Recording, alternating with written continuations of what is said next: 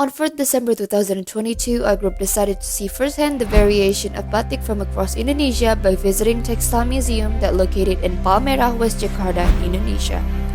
The Textile Museum exhibits many kinds of Indonesian traditional weaving, such as Javanese batik, batak ulos, ikat, and even houses an array of collection of textile from various islands in Indonesia.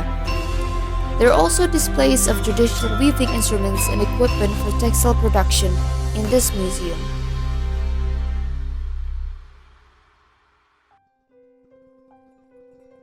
Batik is an ancient art that has been carried forward for thousands of years, and batik has been designated as Indonesian cultural heritage, which is an intangible cultural heritage by the UNESCO precisely on 2nd October 2009.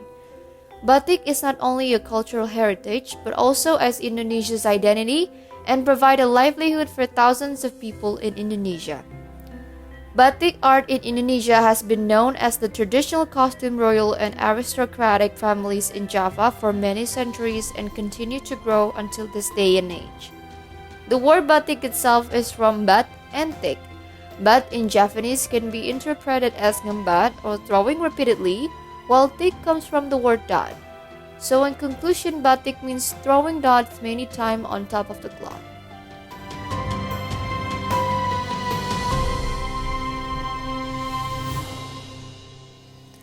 In this museum, there are an abundant kinds of batik design with their own uniqueness, such as parang. Parang has several suggested meanings such as rugged rock, knife pattern, or broken blade. The parang design consists of slanting rows of thick knife-like segments running in parallel diagonal bends. There are also megamendung pattern. The motif is formed like a cloud, representing nirvana and the transcendental notion of divinity in Chinese culture, and also other kinds of beautiful batik pattern that came from various islands across Indonesia.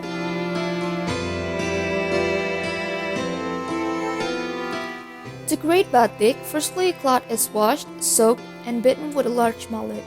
Patterns are drawn with pencil and later are drawn using hot wax, and usually it's made from a mixture of paraffin or beeswax. The wax can be applied with a variety of tools and often use canting or stamp tool. After the initial wax has been applied, the fabric is ready for the first dye bath. When the desired color has been achieved and the fabric is dry, wax is reapplied over the areas that the artisan wishes to maintain the first dye color or another color at a later stage in the dyeing process. Finally, after getting the right color, batik will be hanged to dry.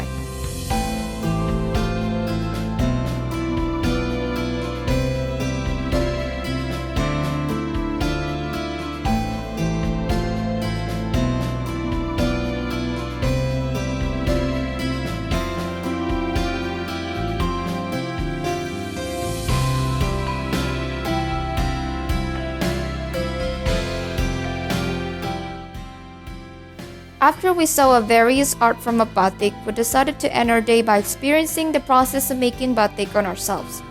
In Pendopo Batik, we can learn how to make batik from scratch until finish. In Pendopo Batik, the batik workshop is supervised by a worker that has been provided by the museum. And from there, we will experience from choosing our own pattern to dyeing the fabric with natural coloring. As you can see, we draw the pattern first on the top of the cloth with a pencil, and then continue to nembok process by using canting in order to redraw the pattern using hot wax. To finish out the process of making batik, the worker helped us out to dye the cloth.